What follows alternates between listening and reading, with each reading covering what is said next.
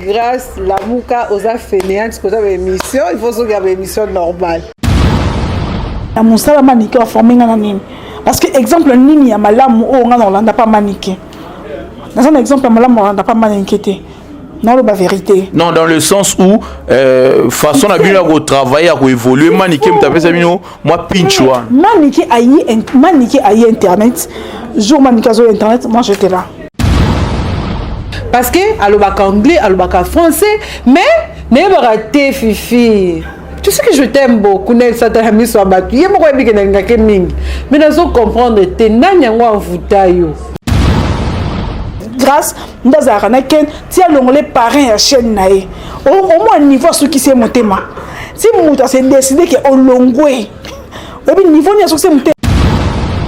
C'est Léo asa monté mama bé. Et ça encore l'élévation ya moninga est comme ko déranger yo et c'est pas bien ça lisumu. Parce que moninga ce qui manda parce qu'il y a exemple falité c'est le nga yo finga mandaté dans l'obéga pour combat fali c'est le combo on a ya fali pour pas monter comment ko déranger la personne c'est le pourquoi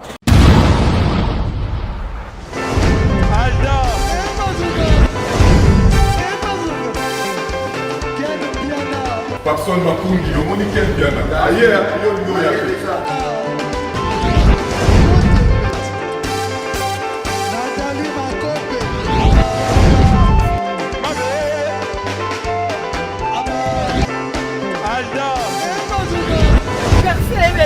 Fali on va te là qui a donc malambo est énergie.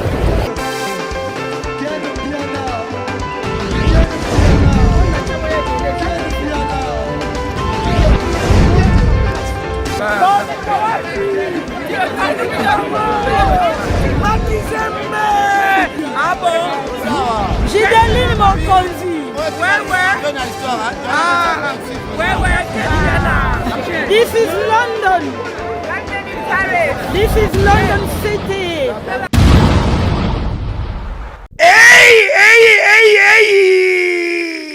Bandeko Babolingo. Chez Djonga de ezongeli masolo Chez Djonga de chaque week-end bozamo bimba boko sepela ndenge masolo ezalaka. Po awa chez Djonga de masolo tout ezongi avec un pacte na idéologie. Ngulu ndengulu ntabande taba soso nde soso ya kotumba awa spécialité bino moko boyebi boza kolia boza koyoka mindule ya kitoko pe elengi. Po bino moko boyebi ke awa chez Djonga de esika ambiance nde lalaka na ndenge ya kusakana te. Po mokolo ya vendredi 26 juin 2020 côté ya musique bokozwa Suzuki Luzubu 4x4 ye muta ko sepelisa bino boza kolia boza komele pe boza koyoka mindule ya kitoko. Et bongo samedi 27 juin 2020 bokozwa CNN Alligator akopalola wana avec impact toujours na idéologie. Pe dimanche sombele suka bisanga le 28 juin 2020 Emeli alias de Mingongo akolambela bino mongongo boko sepela makasi boza kolia ngulu ya kotumba soso ya kotumba ntaba ya kotumba avec un pacte na idéologie oza koyoka musique ya kitoko pe ose détendre elengi. Adresse ezaka kase moko chez Djonga de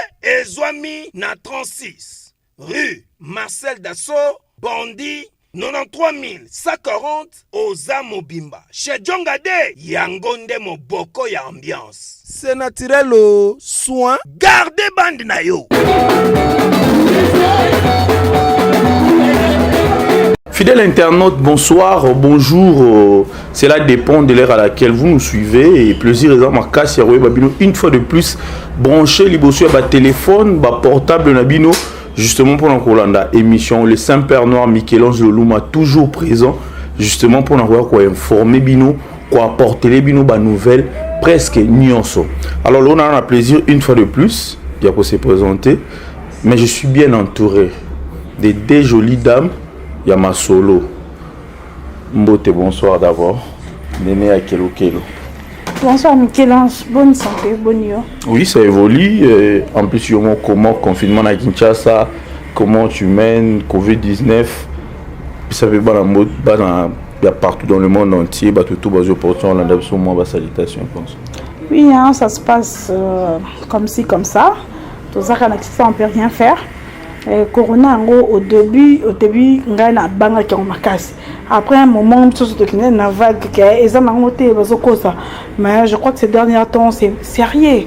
C'est très sérieux vraiment bateau to yebi ba comme kufa na yango. Donc c'est vraiment très sérieux, il faut se protéger. C'est difficile pour nous, mais il faut ça effort on est couvert à 1 mètre net au 40 boisa mabé. Il faut ça effort, il y a qu'autant de masque parce que ça pour intérêt na biso. Vraiment. Bah ça pour na ba vie na biso ça pour na ba konzambo kate. Hier tous on lokola ba aventure nanya kufi ba ça biso nanya zo kufa mais aujourd'hui moi 2 ou 3 personnes tous avec na bango bazo kufa na yango donc c'est très sérieux et il faut nzamba battre la biso on peut mi battre.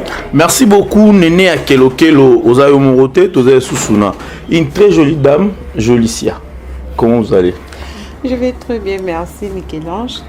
Je salue tous les abonnés des films de Ken Piana et la caméraman a bien Alain BCBG. Alors, comment vous gérez Covid-19, confinement, Nakin, moi Lilo Batala Role Kabouete?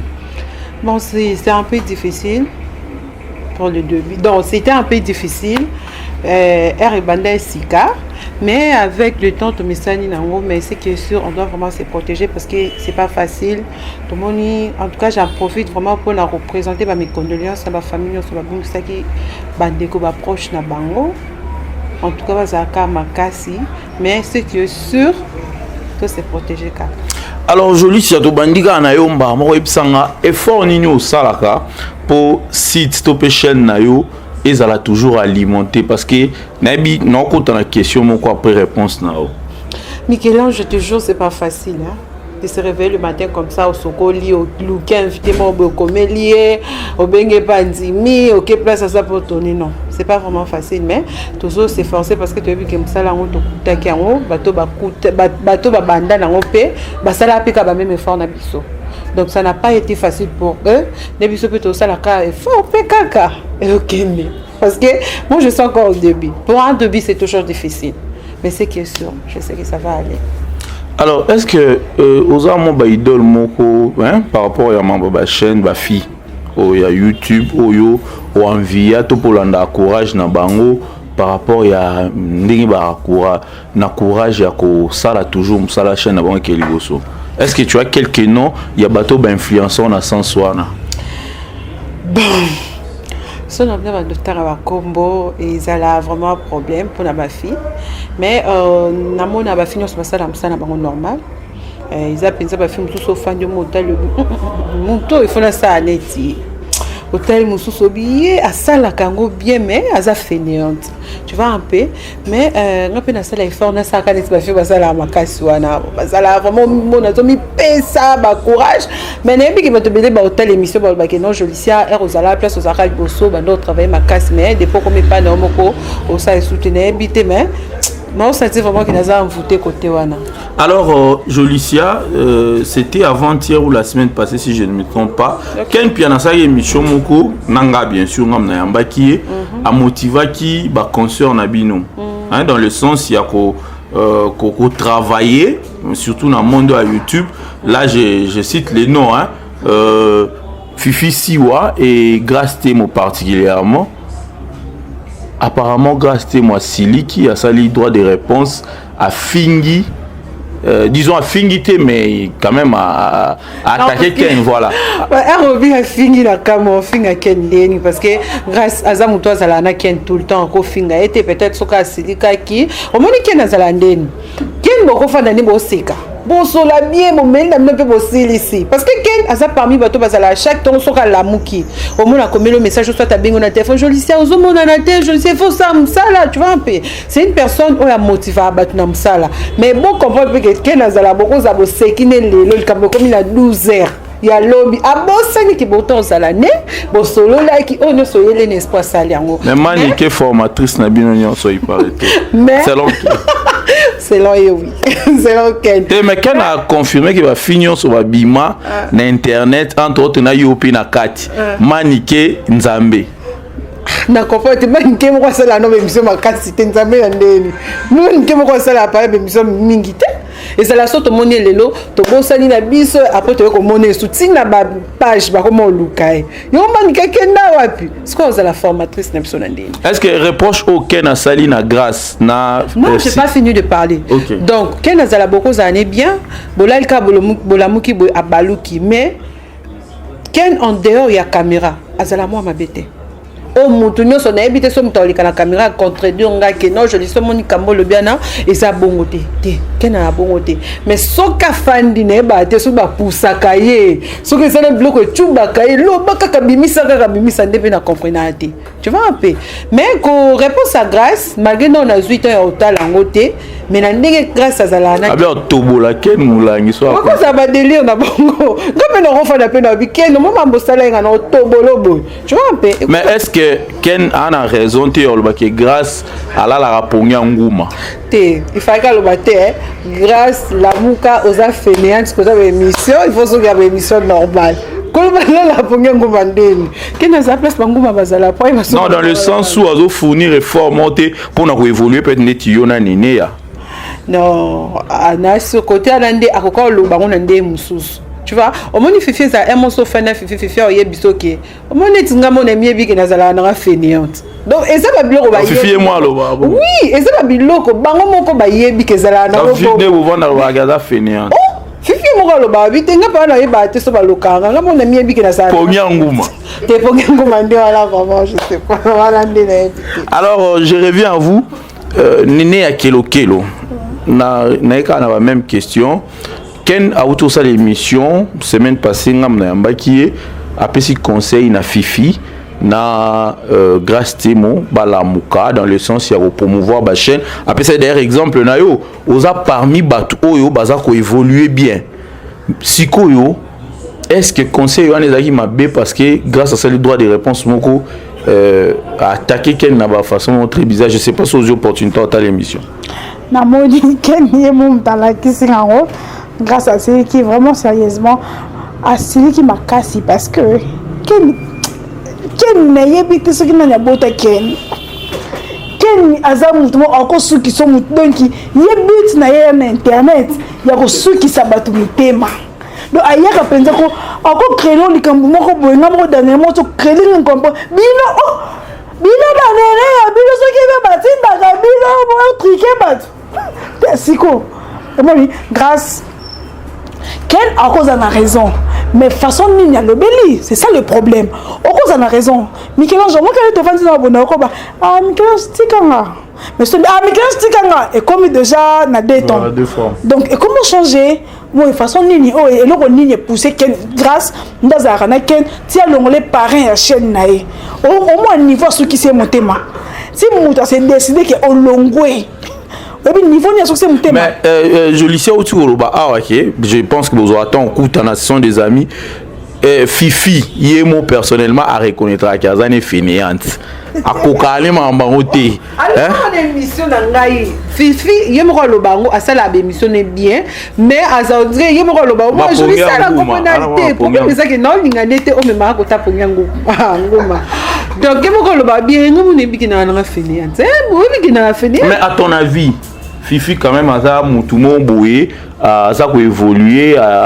yebi mon monde bien qu'est-ce qui fait que aza moi kilo makasi par rapport ya makambu ya chaîne nae elle n'arrive pas ya ko pousser vraiment qui est liboso depuis na comprendre na comprendre peut nga pena tourner dans le bossa bat Fifi on va l'envoûter parce que je comprends Fifi parle bien Aza Kitoko, elle a tout ce qu'une femme peut avoir. Oh mona, Aza Mayele, Aza bien, Aza l'Arabie, Marambo Belé. Mais elle m'a recommandé la téléphone, Fifi, non, elle te tourné. Mom! Ponyangoum. C'est bon, bien, mon corps, mon robé. Nabimi! Fifi, c'est une émission de Yaka Lobby. Lobby a encore fait son rendez-vous Yaka na Tongo. Ouais, na Tongo, au côté des 10 heures. Au côté de ce qu'on fait, on a qui s'en t'a invité hier. Il y a ce qu'on fait, qui s'en t'a. Et oui, mais qu'il a beau sonner là. Mais, ce qu'on a dit, c'est que n'a qu'au bon gama, era obima, à qui pas où melate, parce que tout le monde n'a pas fit. Et ça n'a pas tout ce que ça n'est émission penza boyko. À rebêti so penza 4h du temps. Pour bosser une émission fandi, parce qu'on a choisi. Tu vois un peu. Fifi, ana babiloko wana. Mais il faut que le canne et l'ongwe en zané bien. Ok, merci. Alors, Néné, tu as continuer. Qu'est-ce qui fait que Fifi, na grâce, baza ko évoluer, disons, na ba chaîne na bango. Contrairement à Bino, d'ailleurs, yo, je pense que y est ou évoluer ma casse. Au moins une évolution, L'évolution. L'évolution nanga wana pour le lo chaîne na comme attend moi 5000 vues wana. Ok. Parce que va partager donc si le lot va partager rabilo nanga. Ceux qui na ça le lot on a 12 mois na déranger bango. Fifi na grâce baza ndenge moko parce que grâce nga na za la mse na pongi bo na mbeto. Grâce ya caravanda. Ça va boy moi ya moni c'est quoi comment ben un cake moni cake au moins c'était grâce nga déjà tu on 6h aza comme na bango na ndako sous 6h30 te faut pas ça la boy au moins était tout la ligne habité le même Fifi to soir na kakuto pour le yo Fifi ni nyango c'est non déjà comme na 2000 tu qui pas abonné quand Fifi a chaque le côté déjà comme na 2000 abonnés to soir ne la kango omoni ya ke to soigner penta to soigner pas to soigner le quoi que battement bo banate lobby omoni peut-être que façon aucun loba qui na télévision l'homme encore reprocher mutu na bino wi balé ça passe mais peut-être la télévision la façon de parler à ken de mutu no suka motema omoni comme ça cause yo lobe ngo eleka mais ken pour vivre ko qui parler ken té a qui parler yo mo loba tant de ce ken na ko titre nga est-ce que pas ken na ko titre nga ke nga motema benga c'est oyebi mutu na yo omoni pour moi le bon cas ken pesa ba mbosa na lo bisete après 2 jours au monde ba ensemble. Et puis ce problème de ça est-ce que biké Fifi a le bac anglais. Fifi a le bac anglais, a le bac français bien, a le bac lingala. Donc ce cas c'est là qui parle que muto sala na makas. Elle n'a qu'à convaincre ta communauté comment on appelle ça anglophone en fait. Parce que a le bac anglais, a le bac français, mais ne va rater Fifi. Tu sais que je t'aime beaucoup, Nel Satarami soit battu. Il y a beaucoup de gens qui m'ont dit, mais nous devons comprendre que nous avons voté. C'est qu'on a dit, yo, wana autour de ceux qui ont la volonté. Ça dit en quelque sorte, ils ont la volonté ou la tu vois. On a auto yebi so place on a bien mon quoi le bango met fa na ba émission nanga. Alors ba ke na comprendre raté pourquoi nazala taka to komati na niveau ke so to zana cake na yebi na bien Fifi songila ta émission ko songila te non songila ngai non mandala ngai beaucoup mo appé au moins c'est commis balo non chomo na auto sa ba émission. To fa na pas 3 jours à 5 minutes. Mais apparemment eloko akoma plus ko privilégié mingeza RTGA. Elle est tout le temps dans RTG. So ba bien mission na 6h à olamka 6h OK. Ce qu'on a habité internet. À comment à moment on a habité ce qui je sais pas moi. Même soit mon distraction t'es dans le fait qu'il y a beaucoup de polémiques et tout. T'es lingango parce que so proposer mission à boya. T'es problème de ce problème même c'est ça que a zongela musala net nga problème na po et si na déranger na téléphone to lemba na comme le béros la mission bat. Allo baka anglais Fifi, allo baka français ako convaincre ba te belé parce que au moins déjà ba bloto ça la internet. So le binet c'est en anglais hein il y a que ba otsa honnête ba tene titre mobwe donc na ba anglophone ba otalango parce que le bien en anglais tu vas un peu parce que bilo nyoso ana azanango mais a telema a kende alors Néné a kelo ken piana selon ye manike nzambe na bino tout c'est-à-dire yo ndenge oza ko évoluer ozwaki leçon ya manike na ndenge mo esengeli yango évoluer grâce na Fifi peut-être balanda leçon na te consort. Non, c'est faux. C'est faux, leçon pas manike te. Non. Mais ken obi manike ne nzambe. Ken akosi nga leçon pas manike te. Nga Néné ya kelo balobaka jamais te na lingana dans ligne mais on reconnaît quand même que manike à l'équipe nyonso. À l'équipe na nini? Na leadership na nyonso. Et le à l'équipe na nini parce que au moins mutu na vie azana ba ambition na ba objectif na ye. Mutu mususu aye na ye parce que asa la kaka bengaka succès na carrière c'est deux choses. Mutu mususu vous en a succès mais sa carrière te. Vous comprenez? Succès na carrière c'est deux choses. Manike asala ki succès na ton na ye. Azem kolo ayaki en tout cas à ça qui époque na ye. Donc assis là wana yo mto yebi yo mto lobi to bien ça la succès na époque na temps na siko aza pe sus de mannequin na te parce que mannequin biso moto zo muka tongo de ba mannequin afinga kina nikuna ngana donc caractéristique o ya la sarabino o ya yebara ko finga oui c'est ça plus ben insulte to marché ba moté moi je suis pas hypocrite to marché ba moté mannequin abimaki na ndenge moko ya ko attaquer azaki na moto lundi ba finga ni ba finga na TV na miso bato déjà que ngana olinga ngote Mikelo dit aux aboto qu'on discuter lobby dans l'ingati to comme finga na tina TV et to finga na ya solo sérieusement dans l'ingangote donc ligne la maniqué leadership ya maniqué so la leader na ligne na wana mwenga donc dès que na loba ki yenda format bino nyonso maniqué format biso na ndenge to ko nga ko na école maniqué nga ko na école maniqué en format biso na maniqué aye internet a coûte déjà biso to za wana na internet parce que nga na zaki ko bimiselo ngité mais j'étais là derrière la caméra omoni maniki a reformé de tinga ni to je tinga personnellement a formé ngani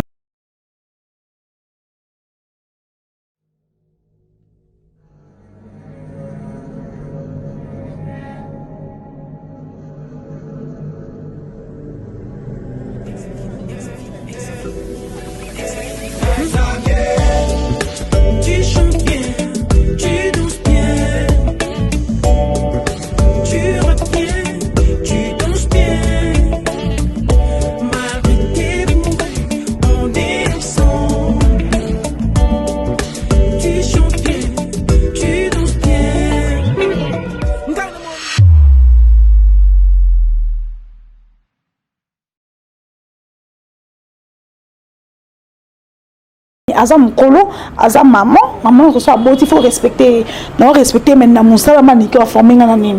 Parce que exemple nini ya malamu o ngana Hollande pas maniqué. Dans un exemple malamu Hollande pas maniqué. Non, la vérité. Non, dans le sens où façon à bien travailler à évoluer maniqué me taper ça bino moi pinchwa. Maniqué aïe internet. Jour maniqué sur internet, moi j'étais là. Donc banda na misuno. Oui, tango Karine ngazoye, omoni ba on travailler. Donc Karine Moutou Alexa maniqué musalo. Non, koko tanga wa terrain wana. Non, mais oui parce que quand na lobby de Karine na batunyo en d'autres binomi ba aller awa.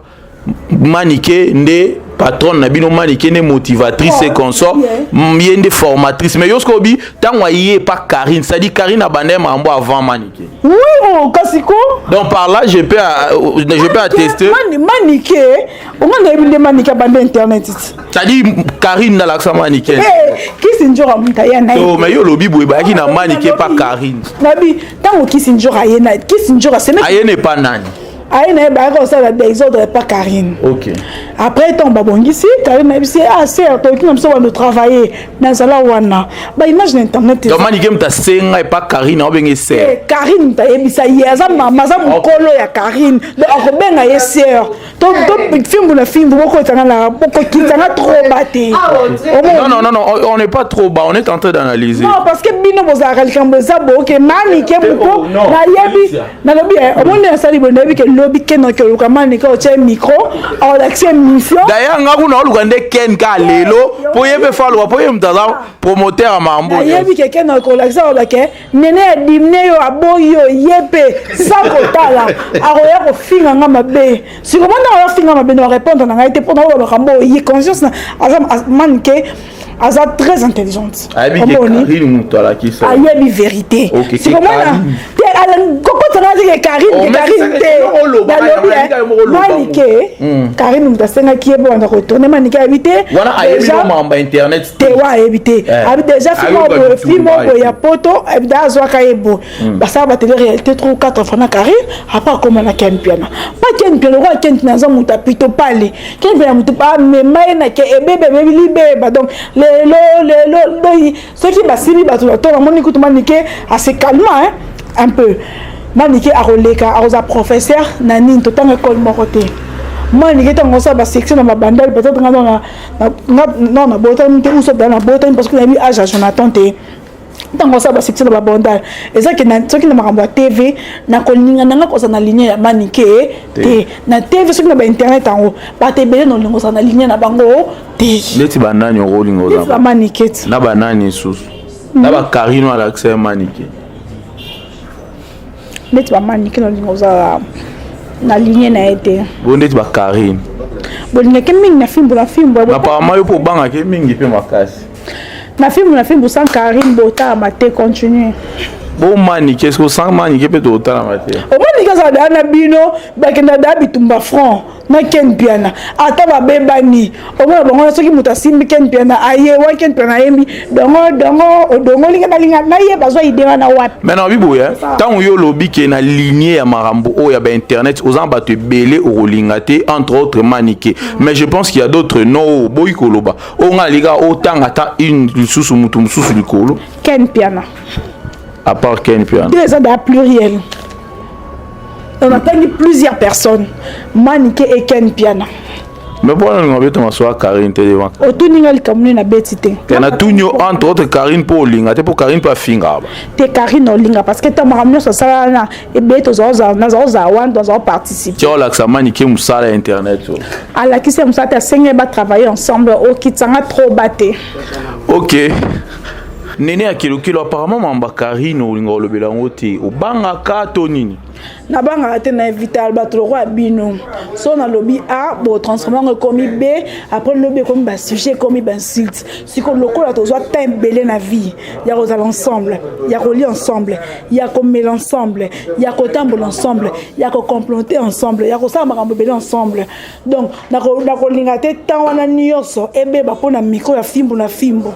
Alors yebsanga Karine Mokonza auto koufela frère naye est-ce que bien qui est déjà a koufela butu dans la 10 ans na pas bango parce que on est en famille nanga maître Didier ou akoufa ki maître Didier Mokonzi père à ton âme azaki yaya oh à chaque fois Karine nazo likambu nazo benga na 2h du matin on yambanga en téléphone nazo benga même moi siné yo dile ba benga ke lile nazo benga adonki ezaki donc pas na bango pour mettre Didier anzi malikambu ata boyo ya songa na bengi oya donc o akufa na ko pe yananga parce que des gens qui akufa ki na ki avant jour avec temps la mu ki na tongo na moni Karine et moi tindelenga smiley ya olela omoni et puis na tuni nini après biya Didier akufi directement na bengi ya Tina grande sœur na bango na bengi ya Tina na se boza papa asinga pe baza pa bango na kende ko na vente de 10h à 13h parce que o akufi ndaza ya na aza pe ya nanga parce que to passer ba bon moment ensemble azala wana likam nanga nyoto azala wana dernièrement pour la na prod mo bona na parquet Kalamu ayaki il y a même pas 6 mois pendant qu'il y a ba concert ba confort na no mususu bazo c'est bien la disparition ya frère ya Karine na bi mutu a sepe na liwa ya mutu na yebite na yebite niveau peut-être il y a éducation au ba parents na ba pesa ye ou façon ni o ya zo kamakambo omoni toko to sepe na biso to sa bon moi boy bato mosusu baza bakufela baparent bakufela bana bakufela bapapa lelo internet ekoma lokola terrain moko oyo bokoki kofinga na moto mo boliaki na ye na ntongo mpo na baview mpo na buzz bofinga na bokosi ntina baparent ntina bamondeti maître Didier asali nini ou mutu nyonso ka akufa o yaya na ya akufaki papa na akufaki ndeko na akufaki pourquoi kofinga na ntina bato bakufa après loyi botana na omoni elo mo fali alobaka to dépasser limite te ya lobi toyoka na soni soki tosala tobebani toleka niveau te oyo esalaka lobi tobongisa te tozala nanu na lignée ke tokobebana nga na tomona tolekani na nzela tokobanga toko chrétienne ya bamike mike biso tokoma toucher baparents bafamille bana lobi tant osola po baparents ya biso bota biso ndeni parce que internet monde entier comme otala ngo. Est-ce que vous lancez message na Karine Mokonzi par rapport à disparition frère? Karine, je suis de cœur avec toi, courage. Na yebinde maître Didier azalaki po na yo azalaki yaya o ata famille na bino mobimba osali likambo. C'est parce que famille ba Karine eza famille moko ya droiture. Donc ba bêtise à Karine, baza supporter ngote seul maître Didier azo tika été. Pas parce que azaki ko accompagner la bêtise na ye, parce que azaki lekine azaki toujours on a pour na ko défendre ye. Maître Didier wa to sala imprudence moko ngana Karine ya baseri makama Marie Msambo. Maître Didier habité bo kendete bo zele le kanga mo ko se présenter tellement pression ya bato le ka ki to tellement na Karine na porte salopard on a été prier to biso mo to kenda tamba lo ba ke bakanga kaye bakanga ete to kenda biso mi balé inde ti na IP crime ko comme ko to comme na IP crime tant a PC carte docteur na PC carte docteur ba tu boye na to biso mi balé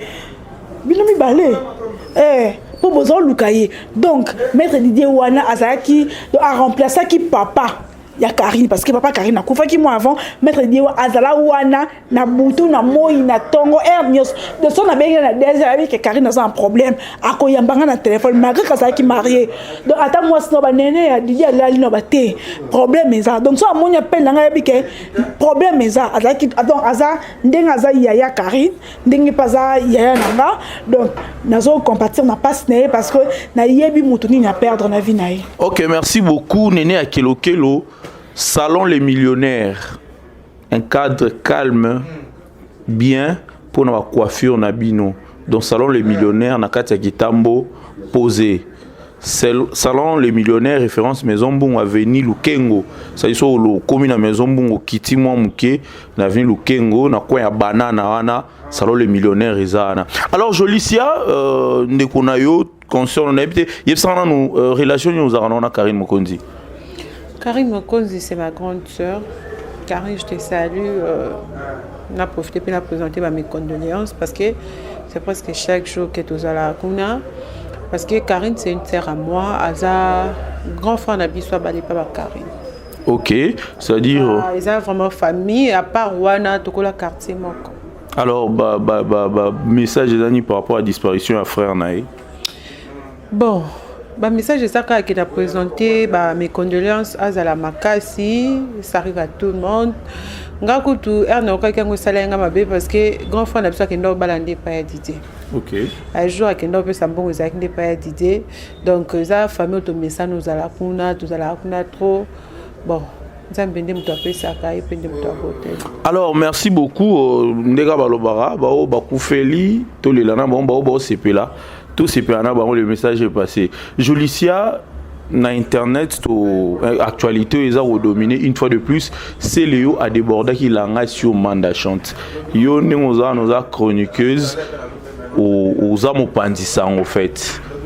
Analyse na yezanini par rapport parce que c'est le apparemment si génial son a fallu et consort yebisanga tango gi c'est le Manda Chante pa doyen il y a musique na biso au c'est le c'est-à-dire bazana moi karmula quoi par rapport à ba carrière na bango impressionné zani mais si j'en et puis ça vous c'est la question je m'attendais pas à ça ngalo Manda le sangate Manda Chante ouais Manda Chante le sangate c'est le auto sola bien au mona donc un amone makambani côté c'est le na Manda Chante na kati nazo mo attendre une seule analyse parce que ba mi balé et ça insulté ba mi balé nde bazawana son obino lo baké bazala raba peut-être son obino lo baké bazala raba poli mo son balé ça mabe ba mo la ka kinga na fing batata mikolo mais na comportement de toyebi ke bango nyonso bazala bato kanda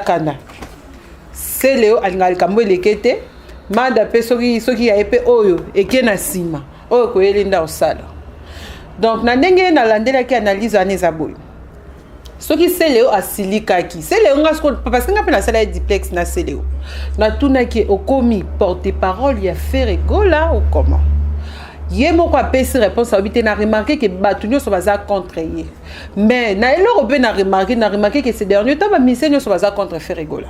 Tu vois un peu. Ce qui est à cela qui bongo ça qui façon il y a défense na pour na faire.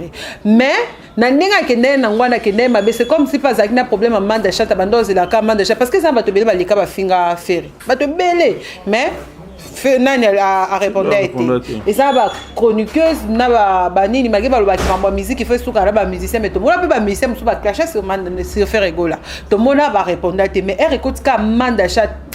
On dirait que abandonne baka Manda yoso meki mamono salo ni to mona tu vas un peu donc ça dit yosa monter c'est le ani na raison c'est exactement c'est le on appelle c'est le raison té Donc tu as la place. Non, binga na tuna c'est l'émission. On a besoin de la porte-parole à faire rigoler parce que tout le monde a un musicien belé, les cas qui peuvent balobi il y a faire place au répondeur été.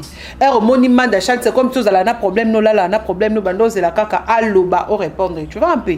Donc on vit que y a ça na raison bien manda ça na raison te. Mukolo makambo qui pété. Mais bango mi balé ba so na ba welani. Alors Néné a quelqu'un la même question. C'est Léo a déraillé voilà sur Manda Chantoisa aîné na une carrière na âge ben impressionnant.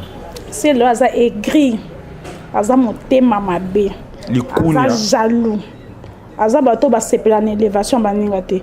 C'est le la personne de Fali Poupa et dérangera c'est le et ça ce que cause monté à mabé tous à la tout marché ba monté c'est le hasard artiste musicien congolais hasard bien hasard na batou bien mais c'est le aza motema mabe eza lokola élévation ya moninga et comme ko déranger yo et c'est pas bien ça lisumu parce que moni même ceux qui manda apesa ka exemple a falite c'est le nga yo finga manda te dans lobeka pour que combat fali c'est le combo wana ya fali pour pas monter comment ko déranger la personne de c'est le pourquoi ba ma passe bazora ndenge moko te ata bobota mi libumu moko muto dans la chance na mokili c'est le pourquoi élévation ya fali pour déranger kaye c'est le yo oko sa makambu donc c'est le zo kika likambu moko ya fali donc atako likambu manda te soki manda chante atanga ki kombo fali te c'est le alinga ka répondre manda te mais je le sais bien pour mamba faire non c'est faux c'est le à côté parce que alingi koyoka kombo fali te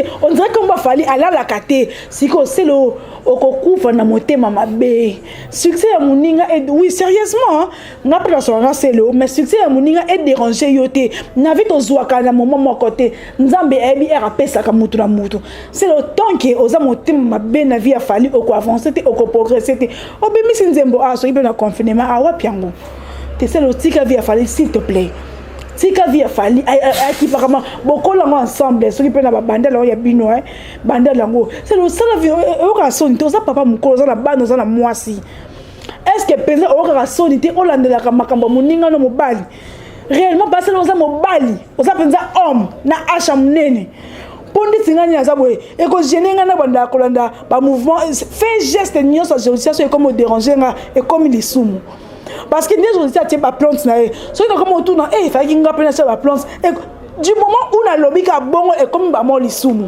et c'est le chaque jour à pêcher à capo c'est le le calendrier au yo ka fali au compte internet au yo ka fali parce que eza moment na ye to voler ba faster mutu na nzambe so la lobby ke lelo eza ya yo ata ye nini mbakanga mu pepete vraiment donc au moni mikolo ce qui depuis 2006 il fallait abîmer ça droit chemin en 2006 si je me trompe pas si lelo nzamba pesi fali chance ya azomata donc faut c'est le azana motema wana ke muninga nga ya quartier matanga asalela ka orthothanasie tanga le baka bandalunga to kanga wana fali azaka malamu likola voiture na mo comme les problèmes est-ce que fallait qu'il pesa c'est le voiture na est-ce que ça est obligé allez le héritier après si c'est le voiture na mon connaisseur là quoi sous kosenga héritier voiture et que héritier hasard empêché alors nos fingers dit sous non exactement à ma bé en tout cas c'est le qui mobali la non makambo pe affaire koko trama ma famille.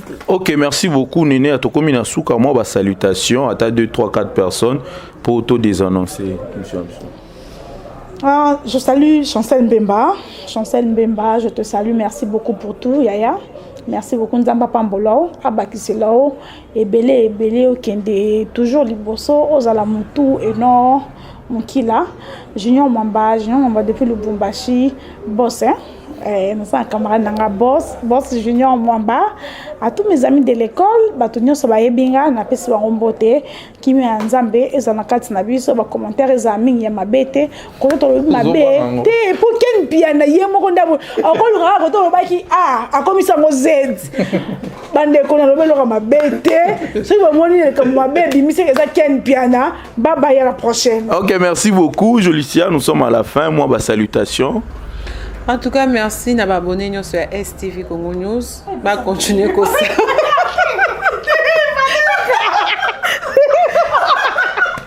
Abonné sur la film. Bon, c'est désabonné la film. Ouais, qu'on s'abonne à Cake TV. Pourquoi bokoyoka plutôt pas l'été. Bokoyoka na bino plutôt pas l'été. Bon se désabonner la film na film. Benzo Liboko en pleine émission. Ma benyo quand même parce que à Bossala qui comprend ça comme moi site naï en tout cas. Donc quand il a bandé loba bo na pesi mbote na ba abonné sur STV Congo News.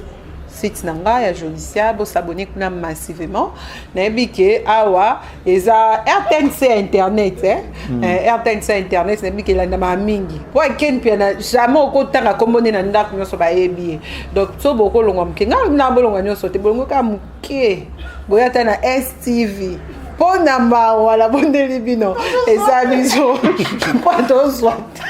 Ok, merci beaucoup. Salutations. Ouais, merci beaucoup. Merci à Jolili Atala, en chair et en os, les pharaons noirs, Eddie et Momongoyi. Je te salue. Le millionnaire en kilote, Oscar Maritou, je te salue. Sadio Kazali, depuis le Maroc, je te salue. Comme joueur, hein? Bon, donc il y a tout normal. Papi Mikombe, je te salue depuis la Belgique. Bisous à toi, papa. Merci à ma maman chérie, maman Deboka Manda. Bangati, na mola majos la bois kake, mais ngato la bois que je suis ça. Ko bois kangate na bois kio. Deborah Kamanda, je t'aime beaucoup, maman. Bisous. Bisous à Siwa Stone. Alors, merci beaucoup. Na bande réunion, besoin qui opportunité Orlando Bisso. Tout ces pays là qui te partagé un bon moment. T'es Obi Siwa Stone. Siwa Stone. Je t'aime. Ok, merci beaucoup Siwa Stone, on t'aime. Alors, salutations également à bien établi, liste à Bava. Florent Eli qui a depuis Londres, Patrick Mokuba, José Mungute depuis Paris. Salutations à Pascal Mafuta depuis Paris également. Natacha tout le monde en Mongo, Nakatia Paris. Salutations également à Fanan Mukwando depuis Londres. Donc salutations à Binonion sur vos opportunités Orlando Bisso, Francis Lokunga, Steven Mako, Elliot Wonia, Credo Elimelek Moembi. Donc sentiments à trop, je pense que j'ai passé des bons moments avec mes deux sœurs. Tu analyser moi l'actualité est belle et tu écoutes prochainement. Restez branchés et abonnez-vous sur nos chaînes Fimbu. Abonnez-vous également sur RDC Pito Palais officiel. Mais il ne faut pas continuer toujours. Il ne faut pas continuer. Donc RDC Pito Palais officiel. C'est payant. C'est pas grave, on fout après émission. STV Congo News. STV Congo News. Kek TV. Voilà. RDC Pito Palais. Ciao. Mampouya, délégué de Monseigneur Fridolin Ambongo, a réceptionné 3 conteneurs de biens de première nécessité, dont de l'honorable Alita Chamala. Il s'agit de 50 cartons de mayonnaise, 100 cartons d'huile végétale, 200 cartons de tomates, 500 sacs de sel de cuisine, 500 sacs de semoule, 500 sacs de riz, 1000 cartons de savon Lecoq, 1000 paquets de jus, 1000 paquets d'eau 75 centilitres, 1500 masques médicalisés, en plus d'une enveloppe. Une générosité de l'honorable Anita Chamala qui n'a pas laissé indifférente la religieuse Karine Mampouya. Nous sommes tous témoins de la grande générosité de l'honorable Anita Chamala qui, à la suite des autres, a accepté de mettre ses moyens à la disposition du service de la diaconie, donc de la charité de notre Père Archevêque, pour que, à son tour, qu'il relaie cette charité à ceux qui en ont le plus besoin. Donc, notre mot, c'est un mot de gratitude et de remerciement. Et nous rappelons que son éminence a rassuré qu'il allait prier pour tous les bienfaiteurs et particulièrement en cet avant-midi pour l'honorable Anita Chamala et tous ceux qui travaillent avec lui afin qu'il aille de l'avant. Anita Chamala, représentée par Maître Frédéric Kwamba auprès du cardinal, affirme solliciter la prière de l'archevêque de Kinshasa. Les messages de l'honorable Anita Chamala qui a voulu premièrement le remercier parce qu'il fait partie des personnalités des compatriotes qui ne sont plus à présenter. Cette bataille étant une bataille de tout le monde et de solidarité, il s'est dit qu'il pouvait aussi mettre la main à la pâte et agir. Il a voulu également que le cardinal puisse le bénir. Par ce geste, Anita Chamala répond ainsi à l'appel à la solidarité lancé par le chef de l'État.